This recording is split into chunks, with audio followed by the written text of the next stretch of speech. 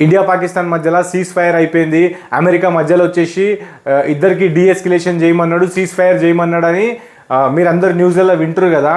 కానీ ఈయన కొడుకులు చావు లేని పాంవీలు, వీళ్ళని అస్సలు నమ్మకూడదు.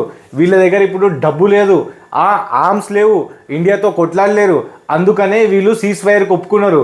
ఇప్పుడు వీళ్ళకి IMF $1 బిలియన్ ఇచ్చిండు. ఆ $1 బిలియన్ తీసుకొని వీళ్ళు డెవలప్మెంట్కి పెట్టరు, మళ్ళా టెర్రరిస్టులకే పెడతారు, మళ్ళా వెపన్స్కే పెడతారు. అదే $1 బిలియన్ తోని వీడు అమెరికా నుంచి వెపన్ కొంటాడు. అవే వెపన్ మళ్ళీ మన భారత్ మీద ప్రయోగం ఇస్తాడు అన్నమాట. సో వీళ్ళకి ఎప్పుడు మనం నమ్మకలేం. అండ్ సీజ్ ఫైర్ అనేది ఇదైతే మళ్ళీ ఇప్పుడు గవర్నమెంట్ ఎట్లా దీనికి ఒప్పుకుంది నాకైతే తెలీదు. ఇప్పుడే న్యూస్లో విన్నా, ఇప్పటికీ సీజ్ ఫైర్ చెప్పిరు కానీ జమ్మూ అండ్ కాశ్మీర్లో ఇప్పటికీ అక్కడ పాకిస్తాన్ వర్సెస్ ఆర్మీ, మన ఇండియన్ ఆర్మీ షేలింగ్ అనేది ఇంకా నడుస్తూనే ఉందన్నమాట. అండ్ అమెరికాకి ఏం తెలుసా, బిజినెస్ కావాలా. ఇండియా పాకిస్తాన్ కొట్టుకుంటే వాళ్ళకు ఒక బిజినెస్ అవుతుంది వెపన్స్ది. ఇప్పుడు ఎందుకు ఆపిండి తెలుసా వారు, కొన్ని రోజు తర్వాత ఈ ఇద్దరు నా కొడుకులు మళ్ళా వస్తారు.